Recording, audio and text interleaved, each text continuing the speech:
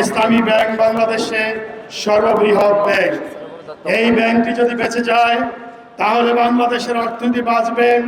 বাংলাদেশের অর্থনীতি যদি ঠিকমতো পরিচালিত হয় তাহলে এই সরকার টিকে থাকবে। ইসলামী ব্যাংক সচেতন গ্রাহক ফোরাম দীর্ঘদিন পর্যন্ত ইসলামী ব্যাংক দখলের পায়তারা বন্ধ, ইসলামী ব্যাংকের সদ্য নিয়োগকৃত এস আলমের সহযোগী খোরশেদ আলমের পদত্যাগের দাবিতে নিয়মতান্ত্রিকভাবে আন্দোলন করে যাচ্ছে। ইতিপূর্বে আমরা মানববন্ধন করেছি, বিক্ষোভ সমাবেশ করেছি, বাংলাদেশ ব্যাংকের গভর্নরের নিকট আমাদের দাবিগুলো স্মারকলিপির মাধ্যমে উপস্থাপন করেছে।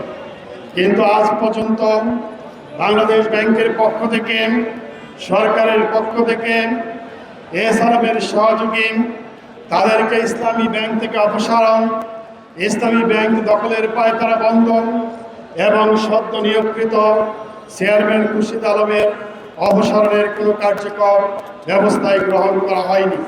সেই কারণে আমরা বাধ্য হয়ে আমরা কর্মসূচি পালন করছি। আমাদের এই আন্দোলন ইসলামী ব্যাংক রক্ষার আন্দোলন। আপনারা জানেন ইসলামী ব্যাংক বাংলাদেশে সর্ববৃহৎ ব্যাংক। এই ব্যাংকটি যদি বেঁচে যায় তাহলে বাংলাদেশের অর্থনীতি বাঁচবে। বাংলাদেশের অর্থনীতি যদি ঠিকমতো পরিচালিত হয় তাহলে এই সরকার টিকে থাকবে।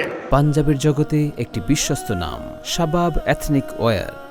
সুতরাং আমাদের এই আন্দোলন গ্রাহকের স্বার্থে, বাংলাদেশের অর্থনীতির স্বার্থে, বাংলাদেশের স্বাধীনতা সার্বভৌমত্বের স্বার্থে। আমরা কোনো দলের পক্ষ থেকে নয়, আমরা সচেতন গ্রাহকবৃন্দ ইসলামী ব্যাংকের আমানতের সুরক্ষার জন্য এই ব্যাংকটি যাতে করে শরিয়া ভিত্তিক পরিচালিত হয়, সুষ্ঠুভাবে পরিচালিত হয়, সেই জন্য আমরা আন্দোলন করছি। আমাদের আন্দোলনের সুস্পষ্ট দাবি, এখানে চেয়ারম্যান হিসেবে যাকে নিয়োগ দেওয়া হয়েছে খোরশেদ আলম, তিনি বিগত ফ্যাসিস্টের আমলে বাংলাদেশ ব্যাংকের ডেপুটি গভর্নর ছিলেন। সেই সময় বাংলাদেশ ব্যাংকের ভূমিকা সকলেরই জানা আছে। বাংলাদেশ ব্যাংকের যখন কর্মকর্তাবৃন্দ যারা ব্যাংক করেছে, এস আলম সহ যত ব্যাংকগুলো আছে তাদেরকে সহযোগিতা করেছে। বাংলাদেশ ব্যাংকের সহযোগিতা ছাড়া কোনো উপজেলার পক্ষেই কোনো ব্যাংক থেকে অর্থ অনিয়ম করে ঋণ গ্রহণ করা এবং অর্থ পাচার করার কোনো সুযোগ ছিল না।